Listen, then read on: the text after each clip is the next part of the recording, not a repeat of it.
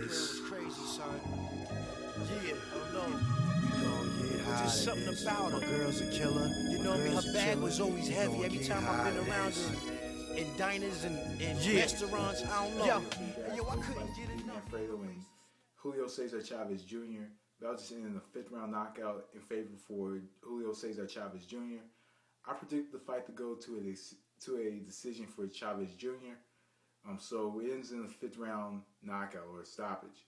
So anyway, pretty much this was a different fight for Chavez Jr. Chavez Jr. used the ring a lot more. He was countering, and a counter punch led to an offensive spurt to where he was aggressive. Usually in Chavez Jr. fights, he's fighting on that front foot.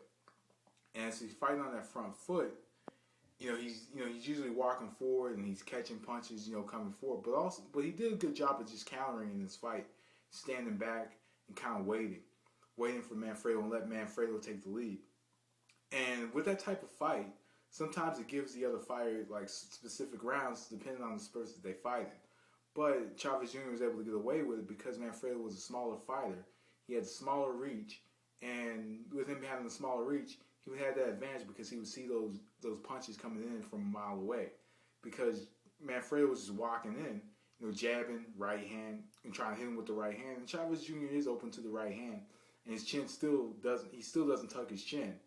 But he was open to the right hand, but after he was hit with the right hand, pretty much he was able to counter with the left hand, with the left hook. And he was able to use the ring. He used a lot of movement in this fight. He used the ring a lot in this fight. But, he was kind of playing the counter punch in this fight, believing that it would lead to, a knockout. So overall, it did work for Chavez Jr. It worked in favor of Chavez Jr. Pretty much in this fight. But, overall, when you look at the fight, you could tell that you don't have two A-level fighters or two high-class fighters in the ring. You could just tell the level of opponents that were in the ring with each other, that they weren't, very high class. They were probably, it looked like B-level opponents in the ring tonight. Just looking at the technique and the amount of skill that both fighters had. And it's not me being critical of Chavez Jr. because I think that if you fight for a belt, I think that you should be fighting the best fighters that they can put in front of you. I think you should be fighting the best fighters that you put in front of you. And that will help you improve your skill and boxing intellect a whole lot. But Peter Manfredo, I guess, is not that kind of fighter because he came in and he walked forward and he was on his front foot while Chavez was kind of moving side to side. And you could tell that the side to side movement was very calculated because he had to kind of think about where he was going to go in the ring. And you could just kind of tell by how he was moving to where he's like, all right, I'm going to move here. 1, 2. All right, I'm going to move here and see if he, comes after me. A lot of fighters is very how they fight on the outside. And when they use the ring a lot, they're kind of like, all right, we're just going to use the ring just to use the ring.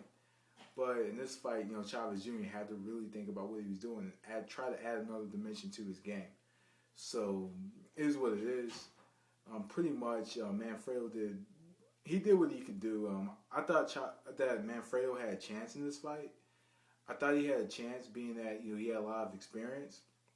But what he did was he stood in front of him, and you can't really stand in front of a Chavez Jr. You got to give Chavez Jr. angles. And what we saw was Chavez Jr. trying to give Manfredo angles, and he countered them from multiple spots in the ring and set up little traps in the ring. And it was a trap that he set up that led to the 1-2 that hurt Manfredo, that made Manfredo step back into the ropes, and pretty much begin the knockout.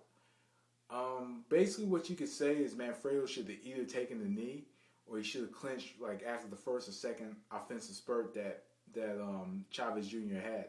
He should have either taken the knee and and just lose the round, get back up and go after him, because there were parts of that round where he started to close the gap a little bit.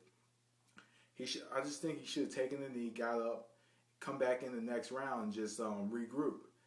Or just clinch him right there, instead of losing the point, because he was about to lose the round anyway. Now with that offensive spurt, so he should have clinched. He should have clinched, or he should have taken the knee, and pretty much what we got was the knockout, the stoppage of the fight. And it was, I can't really say it was an early stoppage because Manfredo shouldn't have just stood there.